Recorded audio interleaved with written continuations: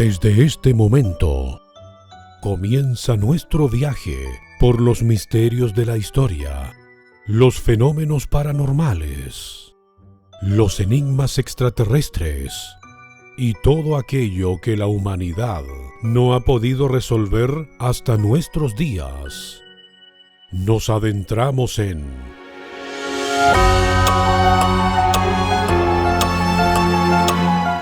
Frecuencia Oculta,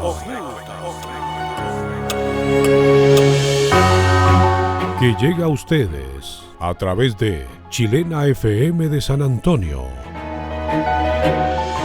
Frecuencia Oculta, con Fabián Orellana y Luis Valderas. ¿Qué tal? Tengan ustedes muy buenas noches y sean bienvenidos a esta nueva edición del programa Frecuencia Oculta en Chilena FM en el 101.3. También estamos a través de nuestro canal de YouTube, especialmente para quienes semana a semana siguen nuestra programación. Bueno, dentro de lo que tenemos para hoy, ustedes ya se han dado cuenta, tenemos un invitado con el cual durante la próxima hora vamos a estar hablando de paraufología y mitología chilena. Esto a propósito de un evento realizado hace algunos días en el sector del Tabo, en el cual se le hizo un conversatorio en homenaje a Gustavo Frías, que trajo distintos temas, y el que más encaja precisamente con la temática de nuestro programa es lo que planteó Sergio Fritz, a quien tenemos esta hora acá. ¿Qué tal, Sergio? Bienvenido a Frecuencia Oculta de Chilena FM. Muchas gracias por la invitación y nuevamente un gusto de verte, querido Luis, como también saber de todos los auditores y las personas que van a poder ver también este video. Así es. Bueno, específicamente tenemos ahí un poquito de, quiero decirlo, de latencia con la conexión. A esta hora Sergio se encuentra en plena cordillera, con mal tiempo donde él se encuentra, por lo tanto, eso hace que la conexión sea un poco más lenta, pero no menos interesante a propósito de lo que vamos a conversar. Cuando hablas del término paraufología, Sergio, ¿a qué haces referencia tú?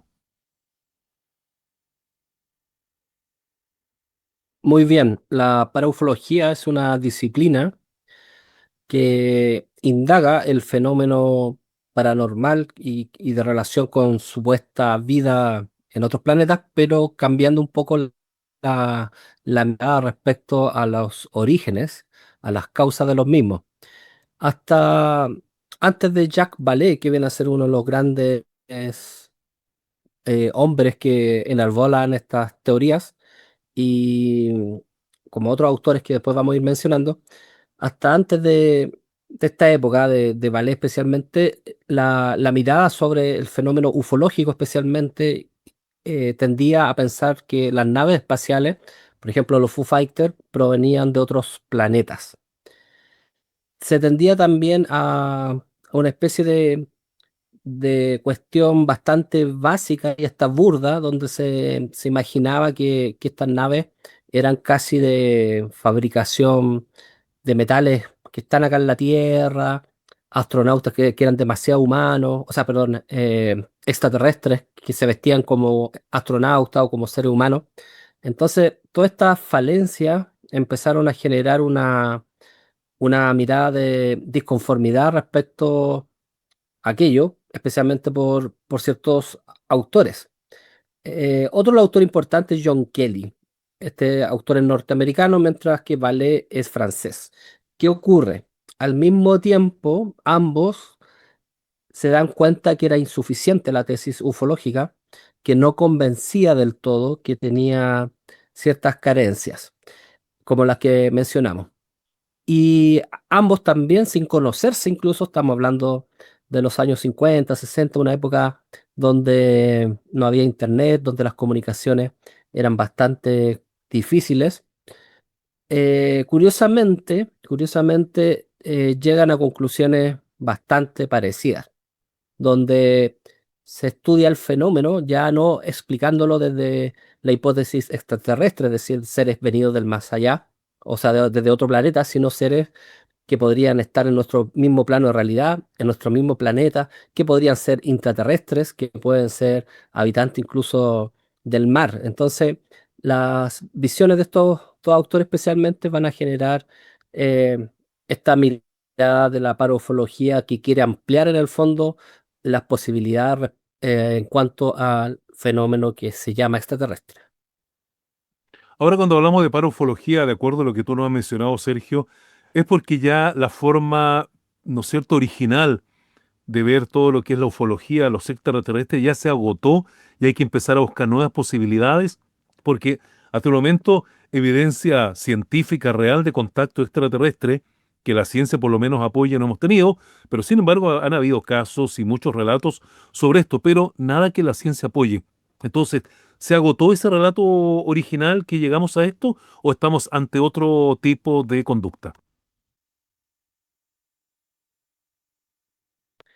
Claro, lo que ocurre acá más que nada es, se reconoce el fenómeno, no se lo niega. Aquí hay algo extraño, aquí hay algo que no corresponde a la lógica convencional, ni tiene una explicación eh, tan predecible quizá, pero algo ocurre. Y eso es como lo que estos autores perciben. Y lo que cuestionan es que el origen de ese fenómeno sea extraterrestre. Entonces, podemos decir que el fenómeno continúa, la creencia en el fenómeno, pero lo que sí se agota es la posibilidad de una causa extraterrestre. Estos autores tampoco la niegan 100%, dicen que es una de las tantas posibilidades que hay, que debemos atender otras más que son incluso más eh, verosímiles. Por ejemplo, en el caso de John Keel, él plantea que existe una especie de superconciencia, una especie de, que él le llama el gran espectro, que viene a ser como una forma totalmente inteligente que crea fenómenos y de los cuales emanan todo este tipo de situaciones y que tiene una característica bastante tenebrosa, podríamos decir, porque este fenómeno se suele presentar de manera bastante absurda, por un lado, o bastante cruel incluso para el ser humano. Entonces, es el caso de John Keel. Y por otro lado, el caso de Vallée, que se expresa, por ejemplo, en libros como Pasaporte a Magonia, que vienen a ser los textos más importantes dentro de todos los estudios que se relacionan con lo insólito, los enigmas, un libro tan importante como El Retorno de los Brujos. Aquí nuestro autor señala que esto que llamamos hoy día extraterrestres y estos fenómenos que hoy día llamamos Foo Fighters o ovnis o UFO, siempre se han dado, siempre han estado en conexión con nosotros, que no son nuevos. Eso lo hace muy importante a esta tesis porque en el fondo nos permite explicar cuestiones como, por ejemplo, la presencia de duendes, de hadas en el imaginario popular, seres que son pequeños de color verde y que secuestran a la gente, muy parecido a lo que eran los marcianos antiguos, que así se los mostraba en el cine, por ejemplo, em, seres pequeños, diminutos que abducían a personas. Entonces, estos dos autores empiezan a dar más posibilidades a enriquecer el estudio de esta fenomenología. Bueno, últimamente, Sergio, tú debes saber que el gobierno norteamericano desclasificó hartos archivos, videos y un montón de material relacionado precisamente con el tema OVNI. Y acá aparece un concepto nuevo, y lo estaba buscando en el computador, que es UAP, acrónimo en inglés para fenómenos anómalos no identificados, que es un término científico actual para los antiguos OVNIs. Esta nueva definición, UAP, ¿se enmarca un poco en lo que estamos hablando en este momento o va por otra línea? Totalmente, yo creo que sí, yo creo que sí, yo creo que es un reconocimiento de que no podemos encasillar a este fenómeno como algo necesariamente extraterrestre. Como tú bien dices, la ciencia eh, tiende a no creer porque no hay pruebas todavía fidedignas y sólidas respecto de la posibilidad que exista una vida inteligente más o menos parecida a la nuestra en otros planetas.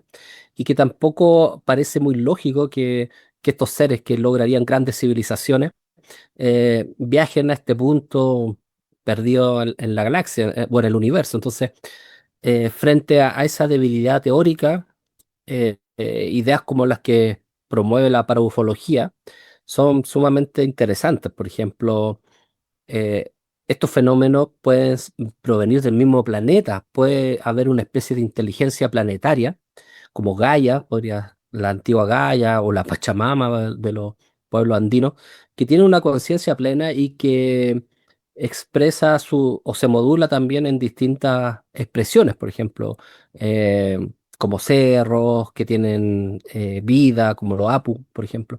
Entonces, esta mirada nos permite entender o al menos plantear muchas posibilidades. Una de ellas es, claro, que sea una conciencia planetaria en el fondo que provoca fenómenos. Otra que sea una conciencia aparte quizá del planeta, pero que no se manifiesta necesariamente con naves espaciales, todo eso.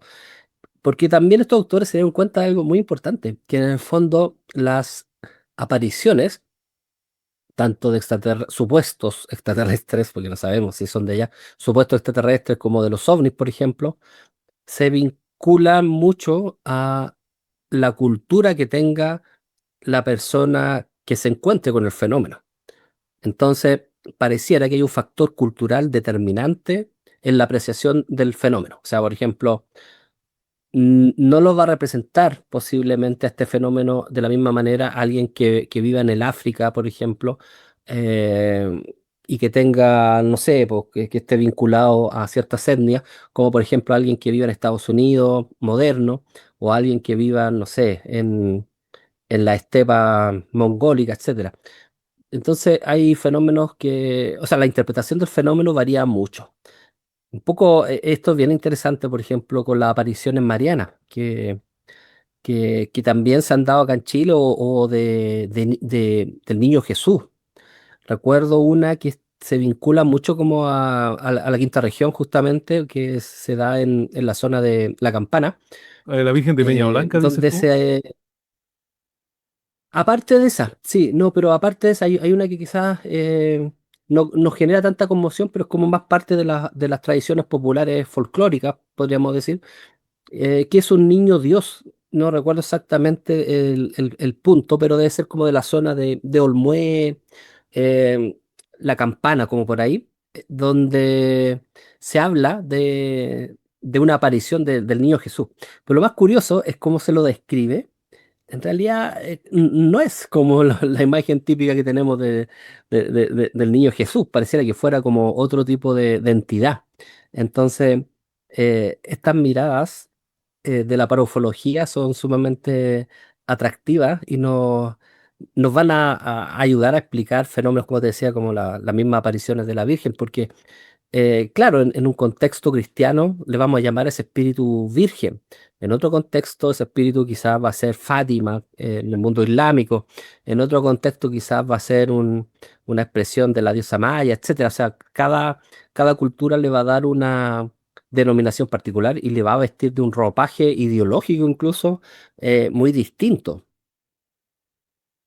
Claro, efectivamente es cierto lo que tú señalas, Sergio, porque obviamente cuando uno ve un fenómeno, uno lo interpreta de distinta manera según la época en que vives, porque está atrapado por el contexto de cada siglo, ¿no es cierto? Y probablemente en la antigüedad esto se interpretaba como antiguos dioses en carros y en cosas por el estilo, ángeles probablemente, apariciones religiosas. Hoy día tiene otra connotación, son algunos tipos de máquinas con una inteligencia especial. Y tú hablas del caso de, por ejemplo, la aparición en Fátima, en Portugal, donde efectivamente ahí, aparte de ver, ¿no es cierto?, las apariciones, también hubo un fenómeno bien importante respecto de un sol que se empezó a caer sobre la multitud. Y eso fue tan impactante que incluso hay diarios que registraron, pero con mucho detalle, lo que ocurre en ese minuto. Claro, exacto. Y ya que mencionaste también el caso, no solo de Fátima, sino el caso de la Virgen de Peña Blanca, el lugar al cual fui hace no mucho nuevamente, porque con mi madre cuando yo era niño fuimos, cuando estaba el fenómeno, cuando estaba este chico que en ese momento se llamaba Miguel Ángel, que después sufrió una transformación también de su identidad, y que todavía existe no solo el cerro, obviamente el cerro existe, sino me refiero como a una veneración, a una adoración de lo que ahí ocurrió. O sea, en ese lugar encontramos una parroquia, hay asientos para los que participan, está todo señalado con el Vía Crucis, o sea, hay gente que todavía continúa y cree en lo que ocurrió ahí. Pero bueno, lo que quería mencionar de ese caso, que también es bien interesante, se habla, por ejemplo, que el sol danzó en algún momento. También está esta cosa, pero era otro sol, realmente, prácticamente, era casi un objeto volador, ahí habían fotografías, yo me acuerdo haber visto en esa época, incluso de niño, que se mostraban y circulaban ahí entre la gente que estaba en esas manifestaciones espirituales, donde está este personaje de Miguel Ángel, que con orgullo mostraban fotografías que habían tomado, porque muchas veces Miguel Ángel, que era este chico vidente, que tenía conexión supuestamente con la Virgen, él decía, miren ahora al sol, saquen fotos, ahora, ahora. Y la gente se ponía a tomar fotografías y era bien curioso, porque si bien es cierto, puede que haya habido una apropiación política del fenómeno como para desviar un poco la atención frente a ciertas cosas que estaban ocurriendo en el Chile de Pinochet. A pesar de ello, yo, como en el caso Friendship también, yo creo que si bien es cierto, pudo haber una manipulación de esos fenómenos y de esas situaciones, yo creo que también ocurrieron cosas raras. Y yo recuerdo haber visto fotografías de muchas personas y muy curiosas, la verdad, y algunas mostraban claramente naves espaciales, o lo que creemos que son naves espaciales.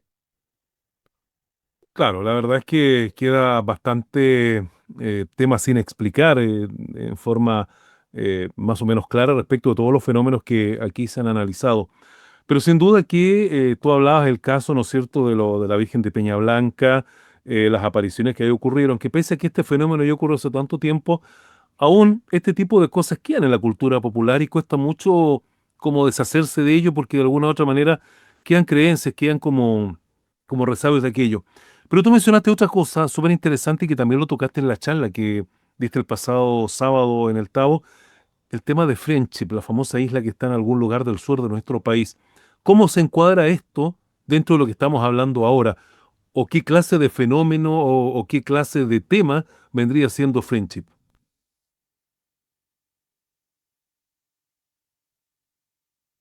Sí, yo creo que Friendship, si se estudia ya no desde la ufología, sino convencional, donde no se cree que necesariamente estos sean seres extraterrestres, sino desde la paraufología presenta una riqueza impresionante de posibilidades, porque también une a Friendship con la mitología, que un poco fue el motivo de la charla que di en el Tabo.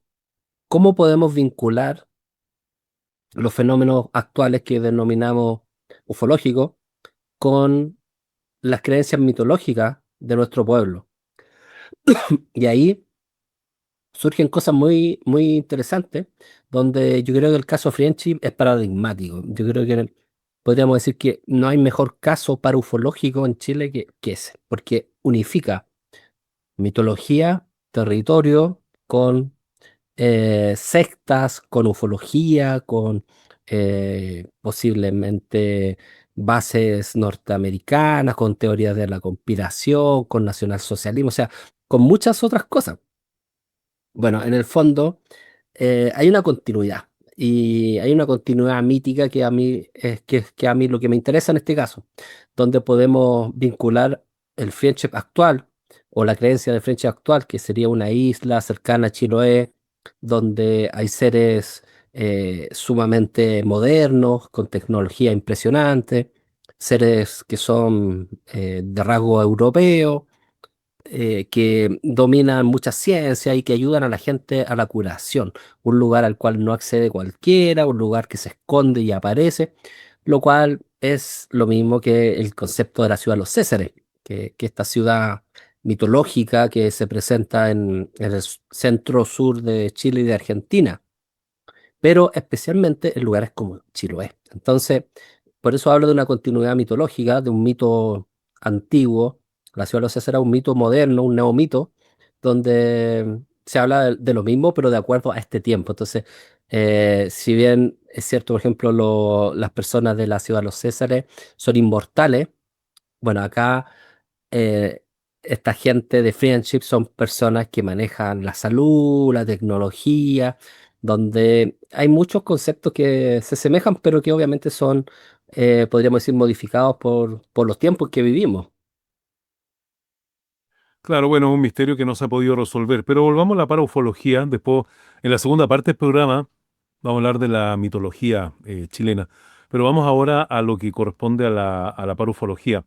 Hay un tema bien interesante respecto de la parufología, porque hoy día, como se le está dando una nueva mirada a este tema, sabemos que registros de los extraterrestres, supuestamente, o de ovnis, objetos voladores no identificados, vienen desde la antigüedad. Incluso hay testimonios que quedaron grabados en antiguos registros, ya sean pinturas rupestres o pinturas hechas por personas en general de la pintura clásica. A lo largo de la historia, incluso la Biblia también, algunos libros de esos que no se pueden o no están muy permitidos, no están en la Biblia, pero hay textos bíblicos, ¿no es cierto?, que no fueron incluidos, quiero decir, y que también hablan de esto. Entonces, este fenómeno de la paraufología o de estos fenómenos vienen de la antigüedad y, por supuesto, ¿qué te indica a ti eso? ¿Que esto estaba antes de la existencia del hombre como lo conocemos ahora?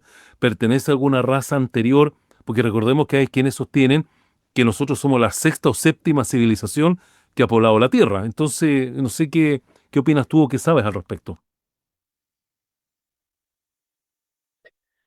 Bueno, acá yo creo que como investigador me es difícil afirmar algo tan de manera rotunda porque creo que como la paraufología es una disciplina bastante moderna que nos llevará quizá más de 60 años, ¿no? Es difícil entonces como afirmar algo así de manera tan categórica, al menos no en mi caso. Yo lo que creo, por lo que también he investigado, que es que pareciera que sí hubo otras humanidades. Hay autores esotéricos que así lo creen y hay autores que son bastante interesantes. O sea, por un lado, claro, está como toda la rama de la teosofía, Blavatsky, que nos hablan de todas estas razas, incluso dice que cada raza proviene de un planeta, donde los verdaderos habitantes de acá serían los negros. Pero, por ejemplo, la raza europea nórdica, esa vendría de Venus, empieza como a teorizar sobre eso. Bueno, o por otro lado, una mirada eh, también esotérica, la de René Guénon, que él postulaba que han habido también varias humanidades, pero aquí no habla de la hipótesis extraterrestre en este caso.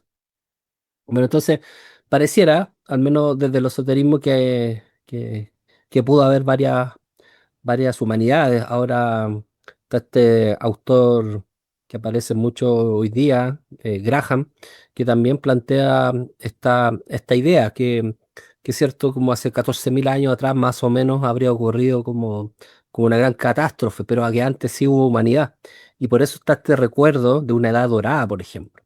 Entonces, sí, yo creo que pudo existir humanidades altamente desarrolladas, donde también tenemos que entender que no necesariamente era la técnica actual, porque hoy día medimos todo, por supuesto, con nuestro criterio moderno. Entonces, es un poco como pasa con el pueblo mapuche, que eh, para ciertas personas el pueblo mapuche no fue una civilización porque no desarrolló pirámides grandes, no desarrolló las cosas que vemos en los egipcios, los aztecas, los sumerios, los incas incluso. No desarrolló un imperio, entonces, pero obviamente esos son como criterios eh, a veces absurdos, porque quizá el mapuche desarrolló otra tecnología mucho más espiritual, una técnica mucho más espiritual, donde están los huecufes, estos seres, quizás después vamos a hablar. Entonces, yo creo que pudo existir estas otras humanidades y que fueron altamente desarrolladas, pero que no requerían necesariamente como en las técnicas materialistas de hoy día, porque una vez un escritor dijo algo muy cierto, que pareciera que a mayor eh, avance espiritual, menos crecimiento material. ¿Ya? Por ejemplo, hoy día necesitamos el celular, ¿cierto? Necesitamos esto para comunicarnos, redes sociales, un aparataje, satélite. Son una cosas muy complejas, muy tecnificadas. Pero antiguamente se pudo haber comunicado a través de telepatía, por ejemplo. ¿ya? Entonces, ¿qué técnica es más avanzada? ¿Aquella que hace predominar la máquina o la que hace que seamos nosotros, como entes vivos, eh, los que modifican la realidad solamente con nuestra voluntad? Es muy cierto lo que señalas porque si uno mira aspectos de la antigüedad, sin ir a civilizaciones a lo mejor desaparecidas pasadas, pero lo más reciente que tenemos, hablábamos siempre el concepto de la magia, que lo vamos a desarrollar con mayor precisión más tarde, pero la magia tiene que ver mucho con la inocencia de las personas, pero tiene que ver con la forma en que el ser humano antiguamente se conectaba con la naturaleza. Antes el ser humano vivía en función de la naturaleza y probablemente por eso en los relatos antiguos uno encuentra muchos temas sobrenaturales y ese tipo de cosas que hoy día no se ven, porque hoy día no estamos conectados con la naturaleza, hoy día estamos conectados con la tecnología y con nuestro propio individualismo y hemos perdido precisamente a lo mejor esa inocencia y esa magia que los antiguos tenían. Claramente, claramente, y eso es fatal, eso nos está causando eh, cuestiones gravísimas, o sea, el mismo cambio climático tiene que ver, por supuesto, con esta aceleración tecnológica y mala utilización muchas veces de los recursos, el extractivismo y una serie de actitudes que no consideran al territorio y al paisaje como algo esencial de la vida humana. Entonces, yo creo que, si bien es cierto, hemos progresado mucho en tecnologías materiales, la técnica espiritual se ha ido perdiendo, nos hemos ido separando de nuestro entorno y eso obviamente nos va a causar graves consecuencias. O sea, todas las visiones espirituales del mundo, todas que están en chamanismo, incluso las religiones, nos hablan acerca de esta conexión que se tiene con el entorno. Entonces, el ser moderno es un ser disociado, un ser que está ajeno a su paisaje, a los mensajes que envían las aves, que no solo es poesía en un sentido como irónico, que alguien podría decir esto es poesía nomás. No, esto tiene una realidad. Lo que pasa es que nos quedamos con una realidad nomás, o un aspecto de la realidad que es solamente lo visible, lo inmediato. Pero no olvidamos como toda esta cosa profunda, donde quizás nuestros abuelos, por ejemplo, sabían si iba a llover en atención a la temperatura corporal y lo decían de manera rápida, o por las nubes, o por dónde venía el viento. Entonces eran otro tipo de conocimiento, por ejemplo, saber qué tipos de plantas son beneficiosas, no solamente para, no sé, un dolor estomacal, dolor de cabeza, una inflamación, sino también a veces para la pena. Habían plantas específicas para la depresión, para la pena. Entonces, em, hemos ganado mucho, ¿cierto?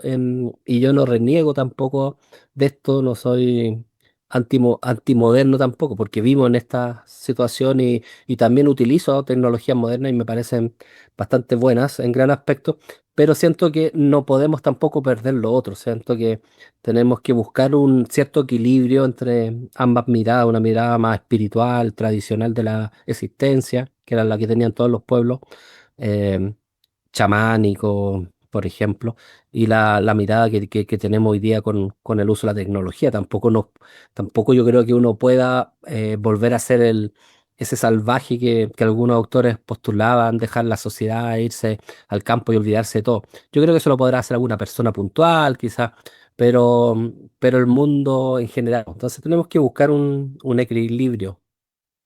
Así es. Bueno, Sergio, ya cerrando esta primera media hora del programa y volviendo al tema de la paraufología. Entonces estamos ante este fenómeno que ya ha tenido esta evolución, comprendemos de otra manera, ¿no es cierto?, estos fenómenos anómalos o como quieras llamarlos, ¿no es cierto?, objetos no identificados. Ya nos hablamos de ser extraterrestres, nos abrimos a la posibilidad de que sean intraterrestres fundamentalmente. Pero aquí viene la pregunta.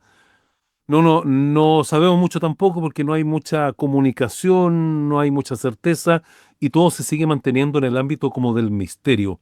Y eso evidentemente que no ayuda mucho, pero en general, ¿cómo ves tú esto de aquí al futuro? ¿Cómo debería evolucionar o qué se espera, ¿no es cierto?, en cuanto al desarrollo de todo este tema. Sí, yo creo que sería importante continuar un poco la línea de estos autores porque plantean muchas posibilidades. Eh, Como lo vimos hace un rato, creo que es muy poco probable, ¿cierto?, la existencia de estos seres eh, y que quieran venir para acá. Quizá existen estos seres extraterrestres, pero están en otro nivel de vida, de comunicación, quizás están muy lejos, quizás no saben de nosotros. Entonces es muy improbable que no solo existan, yo creo que sí pueden existir, pero que además vengan para acá y se comuniquen con nosotros, me parece como muy difícil. Entonces yo creo, por ejemplo, que eh, el tema está en la conciencia. Yo creo que, por ejemplo, hay estos dos autores, como también hay otro autor también que nos habla acerca de lo imaginal, hay otro que nos habla sobre la realidad daimónica, ayudan a la discusión porque en el fondo dejan de lado quizás tanto esta cosa detallista del ser específico que viene de un planeta o de un territorio, sino ven como todo esto como un fenómeno de la gran conciencia. Yo creo que ese es un punto súper interesante. Y el otro sería situar también a estos seres como seres de otras dimensiones. Yo creo que es muy probable, yo creo que existen al menos dos planos muy marcados, podríamos llamar un plano terrenal, un plano celestial, y entre ambos hay un istmo, hay un puente, y en ese puente es donde ocurren estos milagros. O sea, por ejemplo, estos seres quizás vienen de la cuarta dimensión y se manifiestan por un lapso mínimo acá, porque no pueden bajar con toda su materialidad, con toda su realidad de cuarta dimensión. Como tampoco nosotros de tercera no podemos la cuarta sin vernos afectados. Entonces, yo creo que los estudios tienen que ir por esos dos lados. El estudio del estudio de la conciencia como algo determinante en todos estos fenómenos, y que puede ser una gran conciencia colectiva o puede ser un ser consciente tremendo que se ramifica en todas estas expresiones culturales. Y por otro lado, ¿cierto? Que estas sean realidades o seres que provengan de otra dimensión. Y también la hipótesis intraterrestre también yo creo que sería o sea, interesante de estudiar, aun cuando creo que se da en casos mínimos, la verdad. Yo la situaría más que nada, o sea, estos estudios a futuro me gustaría que fueran en las dos primeras líneas, que son, me parecen las que tienen más posibilidades. Bien, Sergio, vamos a ir a una pausa a esta hora en Frecuencia Oculta y enseguida retornamos contigo.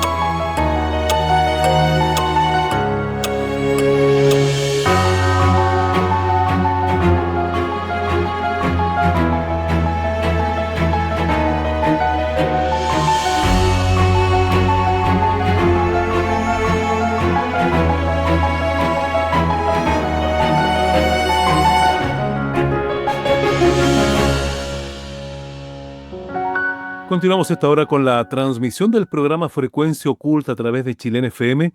Nos acompaña Sergio Fritz, investigador de fenómenos paranormales, de ufología, investigador de leyendas, de mitos y, por supuesto, en esa amplia gama de estudios que él realiza, de lo cual también ha publicado numerosos libros. Bueno, hoy día nos vamos en esta segunda parte a hablar de la mitología chilena.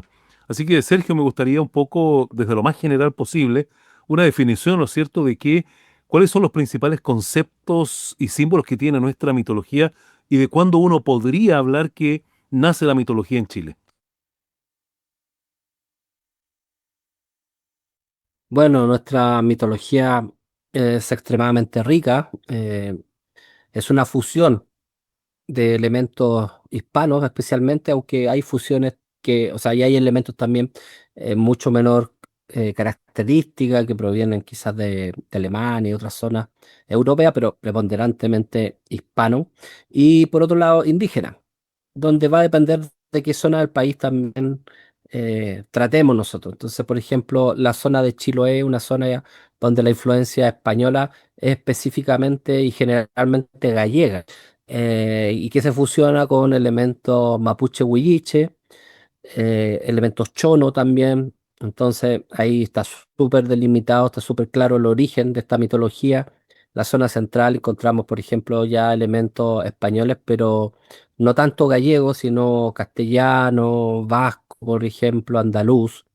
Ahí, por ejemplo, se habla bastante de las brujas, cosa así que en el caso chilote ocurre muy poco.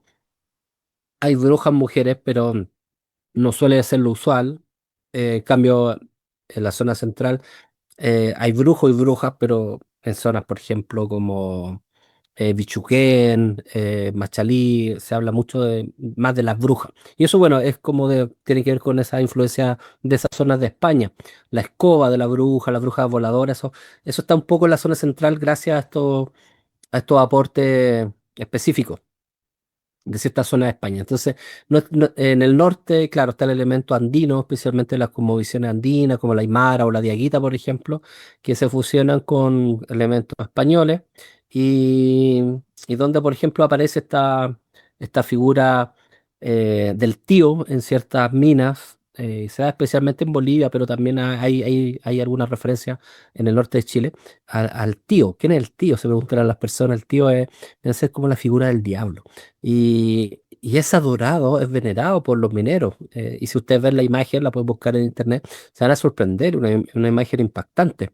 Porque él es el dueño de los tesoros, algo así como un Plutón de la tradición grecolatina. Entonces, la mitología chilena es una mitología que podríamos decir que tiene muchos elementos fusionados, tanto de la península ibérica como del mundo indígena y que también va como avanzando en el tiempo. Eso es súper interesante. O sea, por ejemplo, ahora podríamos decir que es parte de nuestra mitología chilena el chupacabra, ¿ya? La Llorona también, como que provienen de otros contextos culturales o han aparecido acá, como el caso del chupacabra, que se vio mucho en el norte de Chile, en el sur también, pero ya son parte de esto. Entonces, la mitología es algo vivo, también no hay que verlo como algo del pasado, y algo que se refiere especialmente podríamos decir, a relatos y narraciones que son relevantes para la comunidad y que no tienen una explicación racional y científica.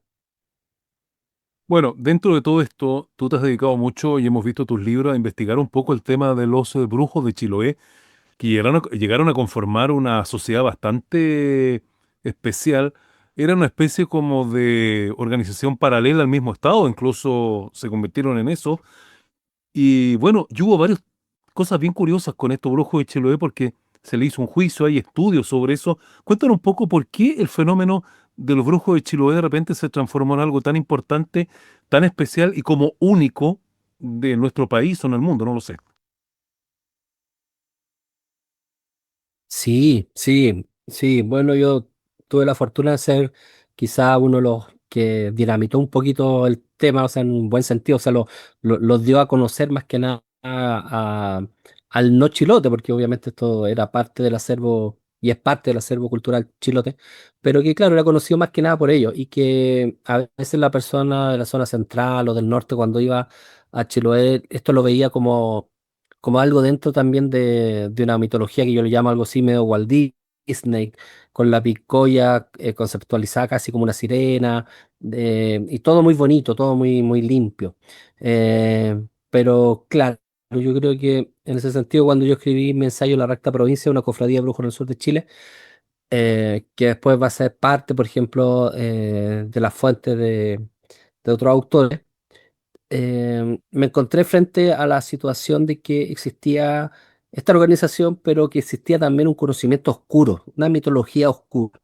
Y la Recta Provincia es un caso paradigmático, un caso emblemático chileno muy importante porque en el fondo muestra cómo se unificaron también dos tipos de creencias, una creencia cristiana, pero también mágica de España, con elementos especialmente mapuche huilliche, y que conformaron una sociedad, una organización totalmente estructurada, muy bien estructurada, eso es impresionante, con lugares con distribución territorial, con presencia en distintos lados, con funciones de todo tipo, notariales, de medicina, de consejo, también de policiales, o sea, una organización que realmente no se encuentra en el mundo de esa época. O sea, lo más cercano, uno podría decir, quizás ha sido la masonería en ese tiempo. Estamos hablando que los procesos judiciales son del año 1880, 1881. Uno podría decir, quizás la masonería de alguna manera pudo haber logrado eso, ese alcance. Pero acá era mucho más, podríamos decir, como el impacto social era mucho más fuerte y tenía que ver con la gente sencilla, no solamente con la gente muy letrada, culta, no, con el pueblo en general. Y donde, claro, hubo un procesamiento judicial debido a las mismas rencillas que tenían eh, las personas de distintos lugares de la recta provincia, los de Quicavico, los de Tenaún, donde también existían ciertos seres mitológicos. Lo decimos mitológicos, pero en un sentido como de respeto, no peyorativo, como mitológico, algo como fantástico, inexistente, todo lo contrario, sino como seres simbólicos, espirituales, que cuidaban la cueva, como el imbunche, el chivato.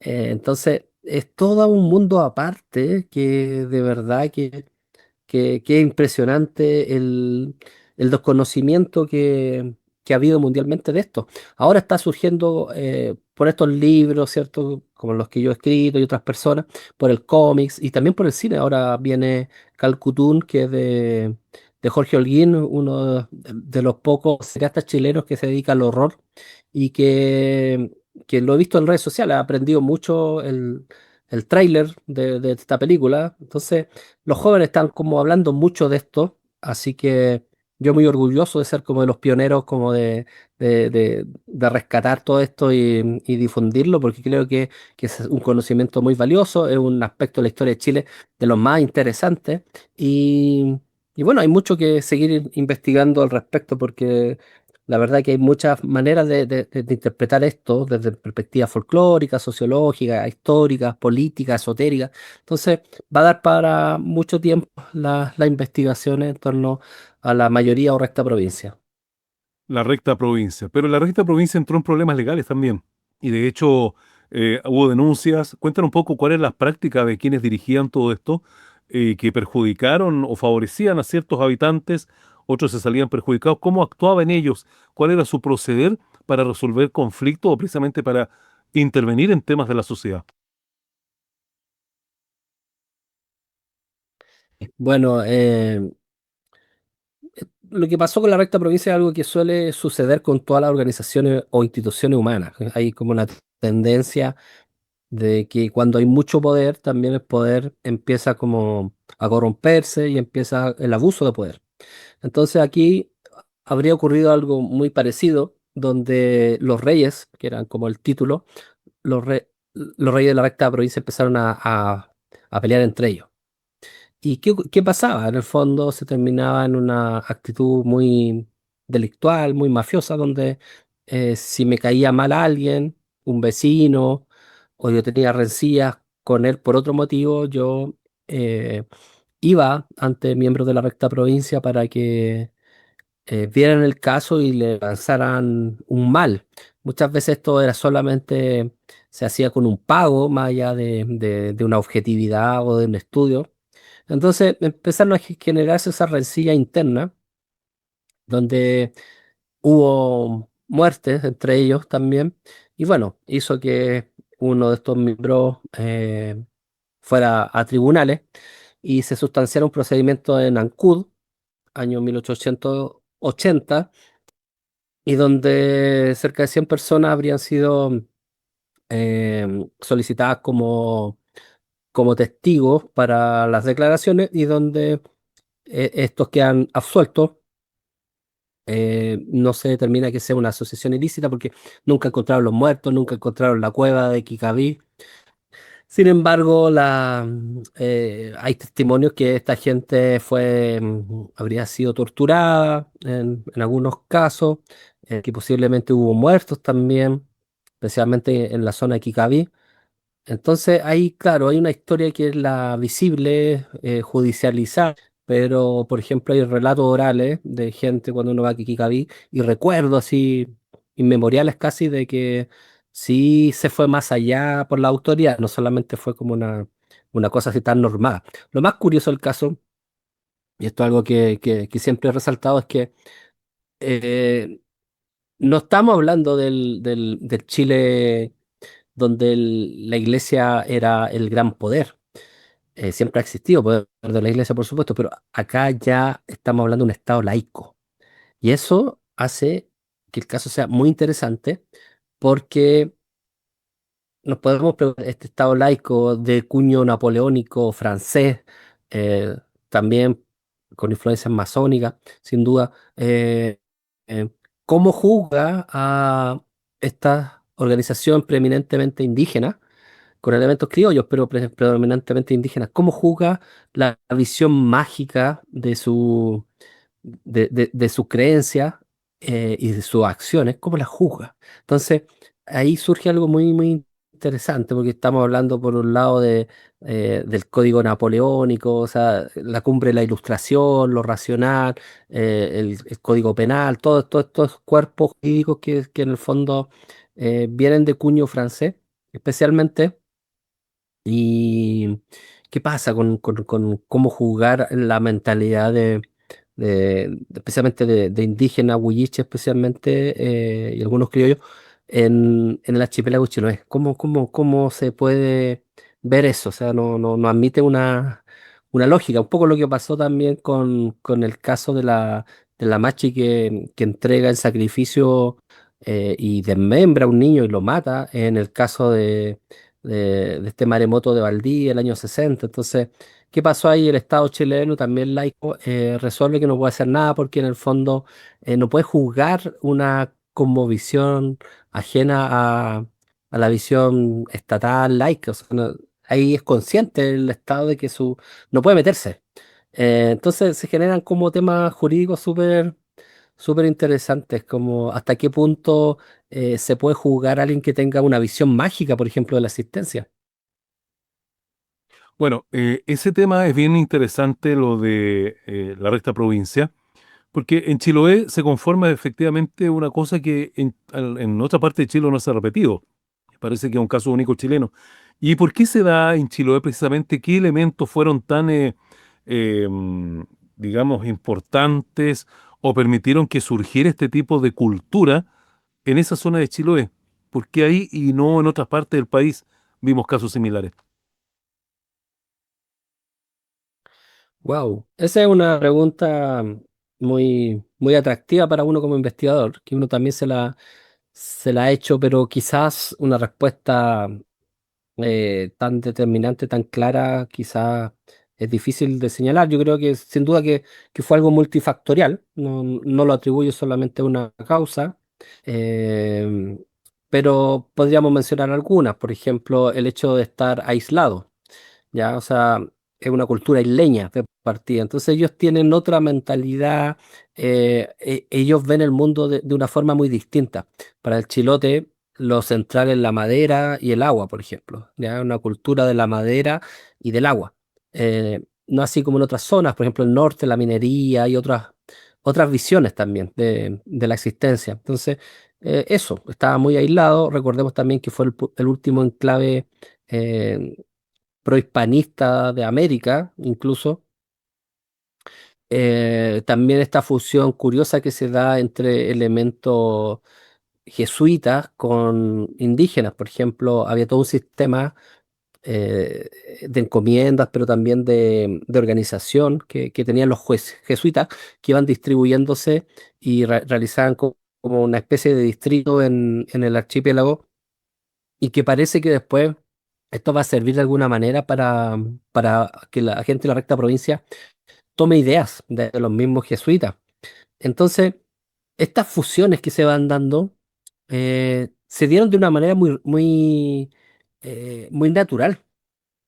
Y yo creo que por eso funcionó. O sea, de alguna manera, el pensamiento mágico español con el pensamiento espiritual jesuita y la visión, especialmente Huilliche, que pueden parecer como en un principio muy separadas, eh, tenían punto en común y se asimilaron bien. Yo creo que pueden ser eso entre otros factores, la verdad, porque es difícil determinarlo, pero sin duda los que mencioné son relevantes. Claro, ahora viene otra pregunta, porque claro, tú me dices que se inicia un proceso en contra de toda esta organización y claro, no hubo culpables, no hubo cómo responsabilizarlo de nada. Pero aquí viene una pregunta, ¿eso habrá significado el fin de los dirigentes de la recta provincia? ¿O a lo mejor se transformaron en otra cosa y siguen vigentes hasta el día de hoy escondidos en las sombras? ¿Qué crees tú? Ahí, ahí queda la duda, queda el misterio. Yo creo que, bueno, hay referencias, ¿cierto? De alguna princesa de la recta provincia, aparece por ahí en algún diario en el año 1910 por ahí me parece. Entonces demuestra que siguió al menos la recta provincia algunas décadas después del juzgamiento. Y cierto, a pesar que fue considerada que no tenía objeto ilícito, o sea, que la organización en sí misma no podía ser penada, eh, decayó claramente. La organización ya no tuvo esa influencia en la vida chilota, pero cada cierto tiempo aparece gente, yo he visto gente y gente me ha dicho que son miembros de la recta provincia. Eh, pero yo creo que también que es una cosa como de una reivindicación bastante romántica en muchos casos. Sin duda que debe haber gente que tiene estos conocimientos ancestrales, pero pareciera que eso se ha fusionado con elementos más de la causa mapuche que uno conoce como de reivindicación autonomista. Entonces, como organización recta provincia yo creo que quizás no existe, pero algunas personas que quizás por familia están vinculadas a ellos se han ido quizás como a otro tipo de cuestiones. Pero claramente no sé si uno puede decir que hoy día la recta provincia existe. Claro, va a quedar más que nada en la duda esa pregunta porque no hay cómo saberlo. Bueno, dejando un poco de lado el tema de la recta provincia, la isla del Chiloé, y sigamos hablando de mitología. ¿Qué otros elementos han sido importantes en la mitología de nuestro país? Vamos más al sur. Por ejemplo, hay mucha información también de que existieron algunos horizontes culturales mucho más al sur de Chiloé. No sé si tienes algo que nos puedas contar al respecto. Bueno, por supuesto, está hay como muchas visiones sumamente interesantes, especialmente en Tierra del Fuego con los Selknam. Hay toda una visión y creencia espiritual muy poderosa. Bueno, hay quienes también pensaban a propósito de la cosa para ufológica y ufológica más que todo, que estos seres que habrían venido del espacio también se habían comunicado con ellos, porque todo este tema de los cuerpos pintados, de los pueblos del sur, especialmente los Selknam, pareciera que era una emulación de aquello, incluso como ciertas máscaras que usaban los Selknam daban cuenta de ello, como pudo haber sido en otras latitudes. Hay personas que así lo creen. Hay quienes también, una vez alguien me dijo, un estudioso, que estos cuerpos pintados no solamente eran de planetas o astros, sino también eran como constelaciones que ellos mostraban. Entonces, en el fondo, ellos tenían una muy buena eh, estudios de la astronomía, como también los pueblos en el norte, por supuesto. Entonces, yo creo que el caso Selknam es muy interesante porque ellos también hablan de este ser que era Temauquel, que era un dios que era bondad, pero era un dios muy trascendente, era casi como el concepto de los gnósticos. Los gnósticos eran miembros de una creencia que se da con el siglo I después de Cristo, más o menos, y que ellos creían que había un demiurgo que había creado todo esto y que era maligno, y que el dios trascendente, que era como el Nus, estaba mucho más arriba y era muy difícil acceder. La manera adecuada para hacerlo era la gnosis, la sabiduría. Y eso buscaban ellos, pero todo lo material, lo de este mundo, era como una cárcel. Bueno, un poco pareciera que no sabemos si es porque toda esta información de los Selknam la anotó un cristiano, el padre Martín Gusín, un sacerdote, o porque realmente ellos la creían, también tenemos la duda, porque no hay textos que hayan escrito los Selknam, es como si hoy día podemos contar con textos y filosofía mapuche escrita por mapuches. Con los Selknam recordemos que fueron barridos, fueron masacrados los pobres, y entonces tenemos solamente los textos de Martín Gusinde y algunos otros curas también. Entonces, bueno, pero ahí estaba esta idea de este Dios muy trascendente que envía a alguien así como a Cristo a esta tierra para ayudar, que era Kenos. Entonces, eh, ahí tenemos muchas dudas de las reales creencias de los Selknam, pero sin embargo quedan algunos cantos, algunas grabaciones de Kieptia, que era como una de la última chamana y la última mujer que habló la lengua de ellos, que es maravillosa, se la pueden encontrar en Spotify, en YouTube. Es conmovedor escucharla a ella con su canto. Sí, bueno, los Selknam realmente son un caso digno de estudio y efectivamente lo que tú señalas respecto de esta vinculación de, ¿no es cierto?, la ufología con los Selknam, no es un tema que hayamos escuchado recientemente, lo hemos visto también en varios programas de televisión que se dedican al tema y analizan las máscaras, los cuerpos pintados, buscan similitudes un poco de lo poco que se sabe de la cosmovisión Selknam con respecto, por ejemplo, a estudios sobre ufología y hay muchas cosas que coinciden, por lo tanto. Sí, hay algo ahí, pero lamentablemente, como no tenemos más estudios de los Selknam, pues son muy limitados, no podemos proseguir en la investigación. Pero sin duda que esos horizontes culturales que aparecieron en el sur, pues eran más, estaban los Yaganes, estaban los Alacalufe, pero los Selknam son los que más, de los cuales más se ha conocido. Y su lengua es una cosa muy particular que hay que ponerle atención también, el idioma que ellos hablaban.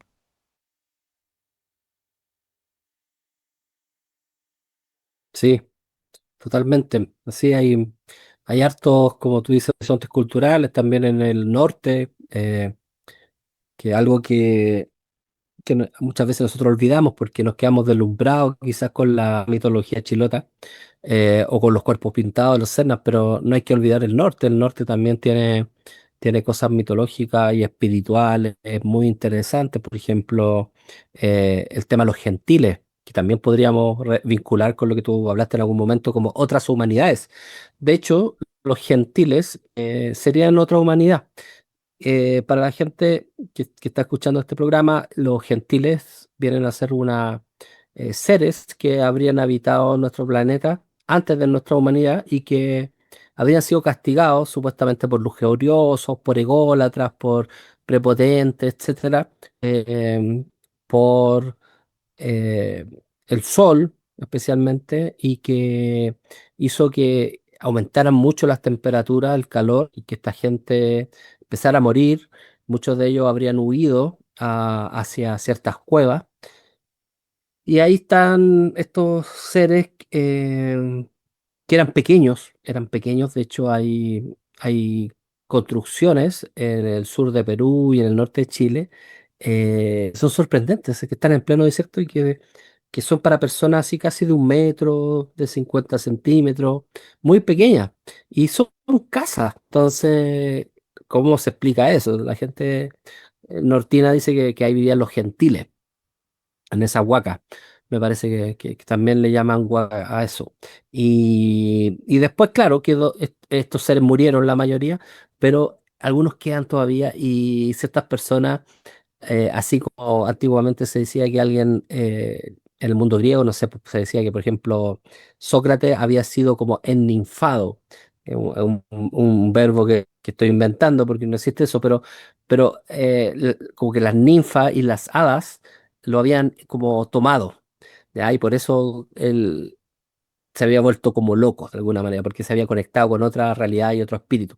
Bueno, en el norte yo tengo amigos yatiri y amautas, sabios andinos, que me han dado experiencias donde dicen que en ciertas ceremonias o en ciertos lugares, los gentiles aún no lo toman, como que estos espíritus ancestrales lo pueden tomar a las personas.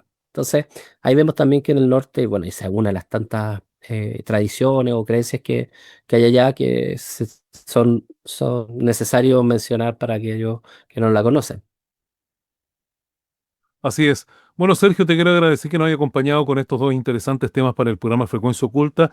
Déjanos tus redes sociales para que quien quiera contactarse contigo, adquirir algunas de tus publicaciones o participar derechamente también tú haces algunos tours que tienen que ver con estos temas y muy cerca acá en la región, así que déjanos todas tus redes sociales para poderlas compartir, cuéntanos cuáles son y para que nuestros auditores también se conecten contigo.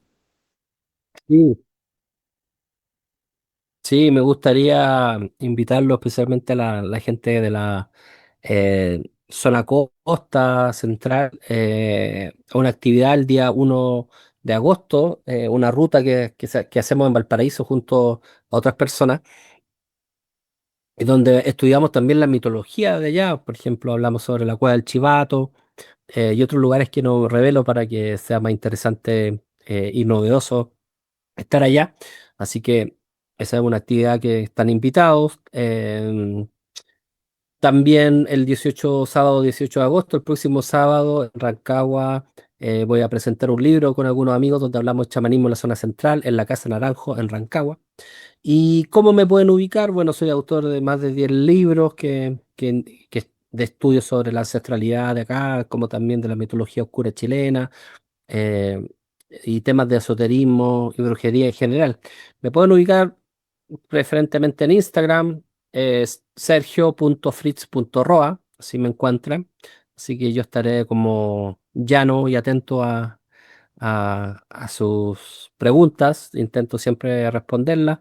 Me doy el tiempo, a veces me puedo demorar, pero suelo responderle a todo, así que yo muy feliz de que me contacten. Bien, Sergio, te agradezco mucho tu participación esta semana y un abrazo te mandamos de San Antonio.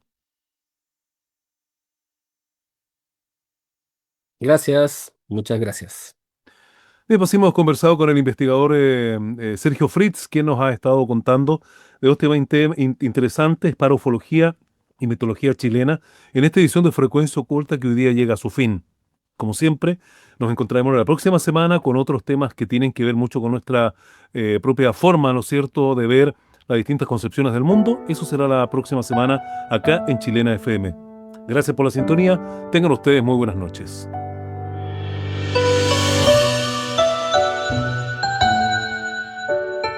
Es el momento de finalizar. Concluye nuestro viaje en Frecuencia Oculta. Cada domingo a las 22 horas, en Chilena FM, les invitamos a recorrer los misterios, los fenómenos y todo aquello que la humanidad no puede comprender. Como siempre, junto a Luis Valderas y Fabián Orellana. No olviden comentar en nuestro Facebook, Frecuencia Oculta.